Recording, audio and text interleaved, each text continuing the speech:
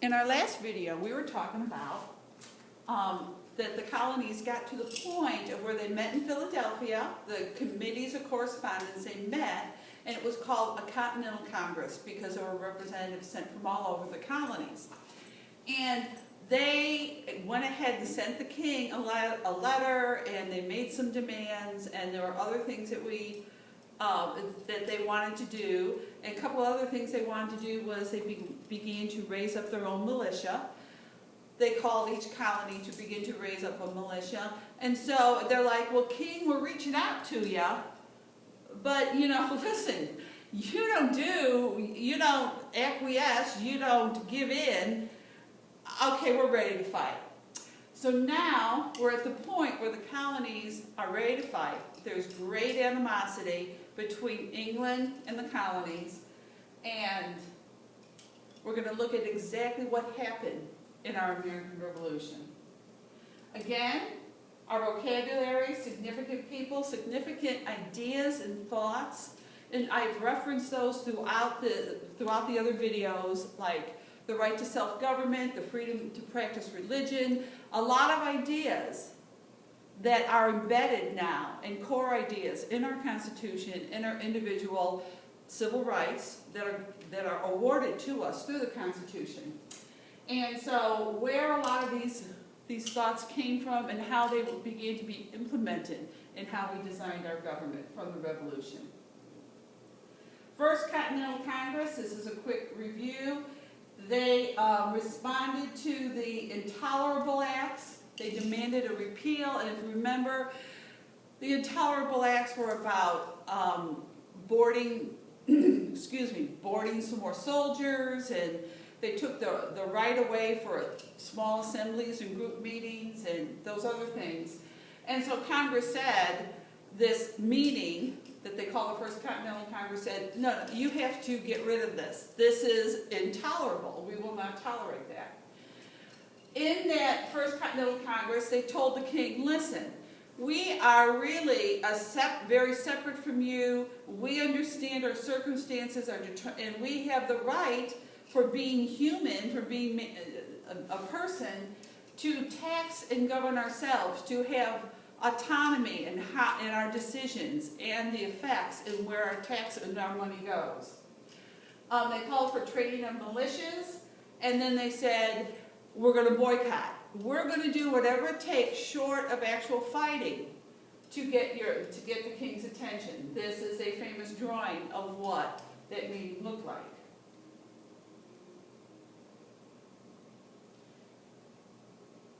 Now, the colonial militia units were called Minutemen, and it was the idea of these were not professional soldiers. These were doctors and farmers and bakers, but that these men could be ready in a minute when they were called up to fight.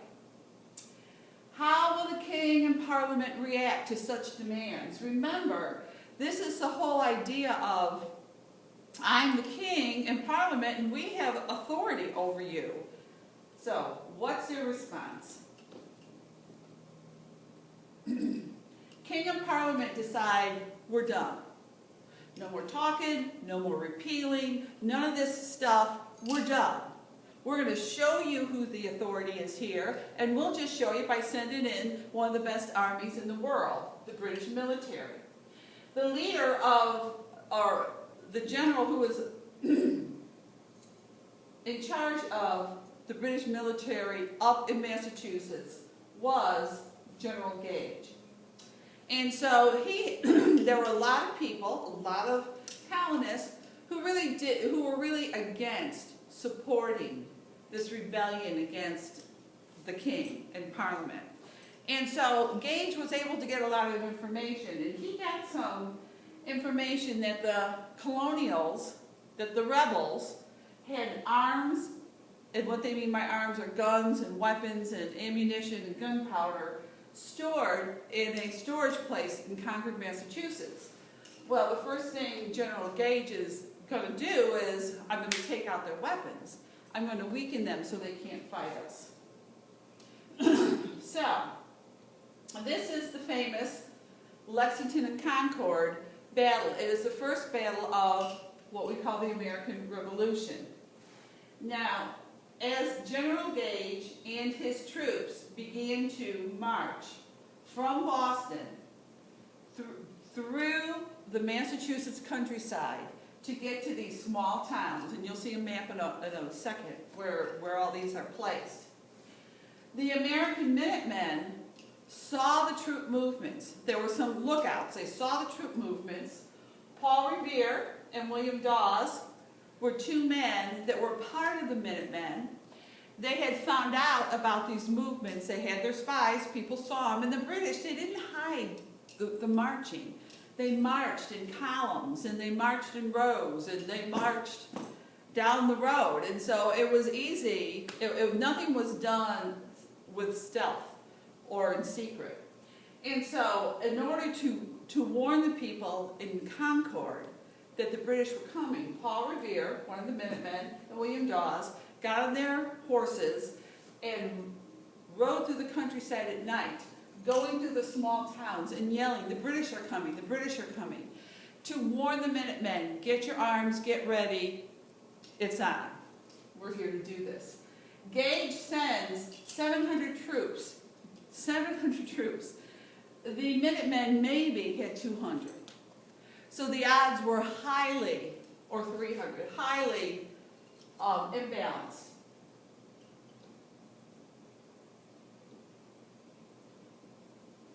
Here's the first battle of the Revolution. Here is Boston. This is where General Gage was located. And here is Lexington. And here is Concord. Concord is where Gage and the troops were headed, because that's where the ammo was and the rifles were. And so, Revere and Dawes, they get here before Gage does, and then they move on to Concord. So, all the patriots are abuzz. This is really the first time the king has ever actively used his own military to subdue and restrain fellow citizens. So this is a big deal.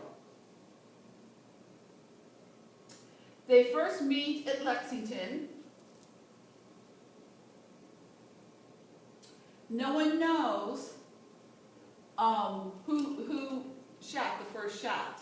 But there was the first battle at Lexington, and then the British began to march, and they were pushed back by the troops in Concord, and the British retreated back to Boston. Now this was huge. This is the most sophisticated army in the world at the time, and they are being pushed back and defeated. Now, one of the reasons for it was the two different styles of fighting. And if you think back on the French and Indian War, how the British fought in a very traditional European style, where they'd march in rows and stand there and fight, and the Americans fought in a very guerrilla-style warfare, where they would hide behind trees and pick them off as they marched through the woods.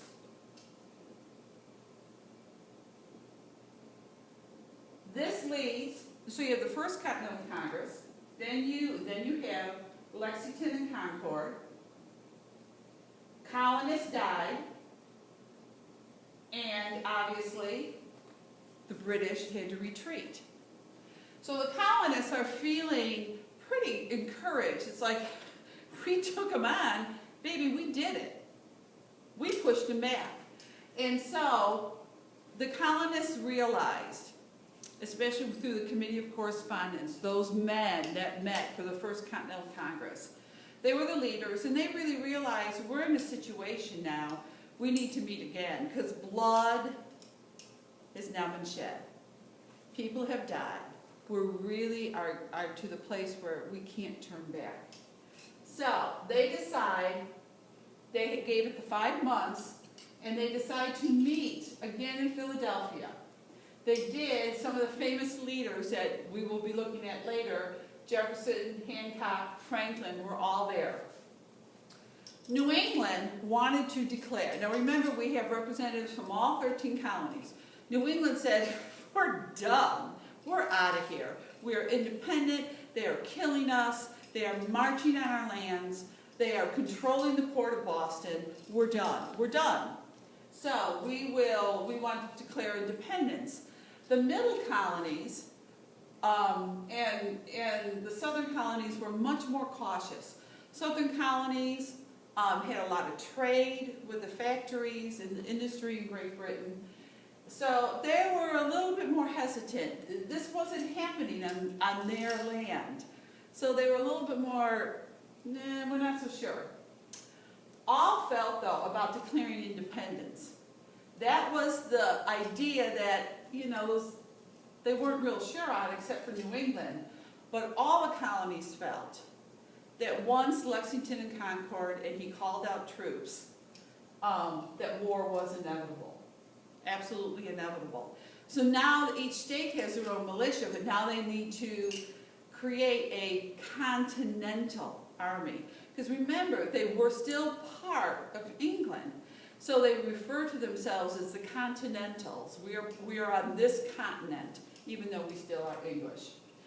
When they did that, they decided that all the colonies had to contribute to help create this army. They chose a leader, and they decided, well, you know, if Great Britain shuts off the pound and our form of money, what are we going to do? So we need to create our own money so we can trade with other countries to get resources, because we will be at war. And our currency was called the Continental. So this is at the second meeting. They petitioned the king. They said, please. And they called it the Olive Branch Petition.